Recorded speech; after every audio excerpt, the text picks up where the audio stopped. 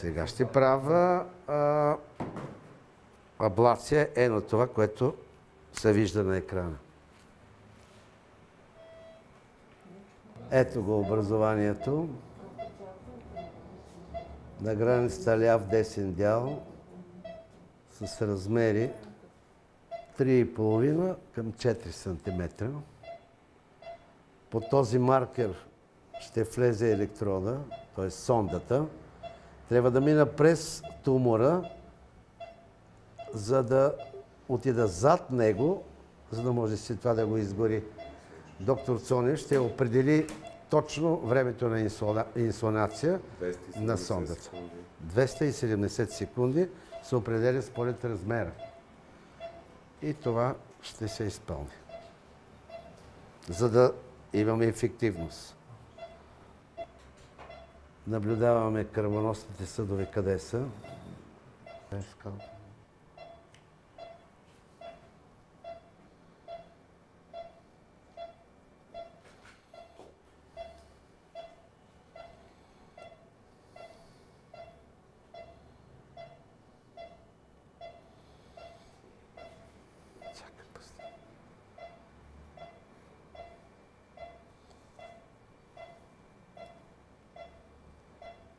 Правя го сега.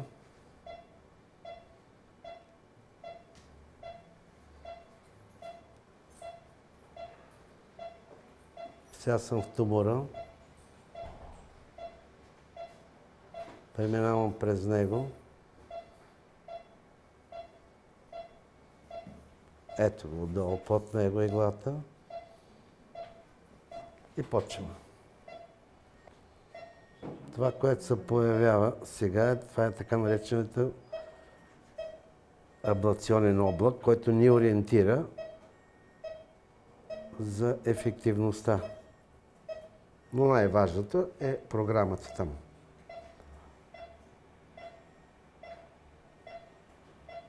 Това е най-важното в една такава манипулация, да намериш достъп.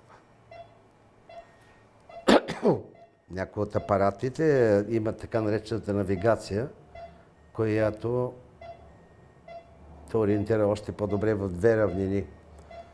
Такъв апарат имаме желание да имаме, но въпрос на възможности. Вижте, облака вече покри голямата част от тумора. Ето го. Сега се вижда чудесно. Цялата метастаза е обхваната.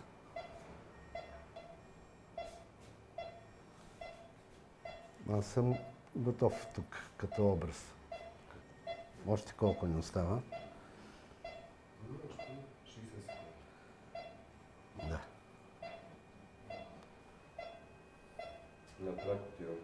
Да. Свършихме. Сега под режим ще извадим иглата, за да няма кървени по иглата, това, което ми казахте преди. Ето, вижте, иглата се вижда. Сега съм почти пред кожата.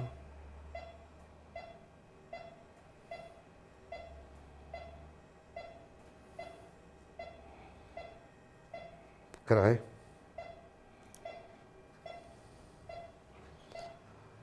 Това беше манипулацията и това, което беше най-важното, че тумора беше между два кръвоносни съдове тежки. Виждате ли ги отстрани черните? Те се виждат сега. Доплера ще ги покаже. Виждате ли отцветените отстрани него? В червено и в синьо. Те останаха непокътнати. Това е фактически предимството и големината на методиката. Това какво замени сега? Това, което направихте, какво заменя за пациента? Какво друго? Знаете ли какво заменя? Заменя му един живот, който ще му осигури в следващите години. Тук не може да се оперира. Не може. Не може. Местото е такова, че не може да има операция. Трябва да се направи минимум лявостранна хепатектомия. Значи първи, втори, трети сегмент, четвърти А, четвърти Б. Това замени.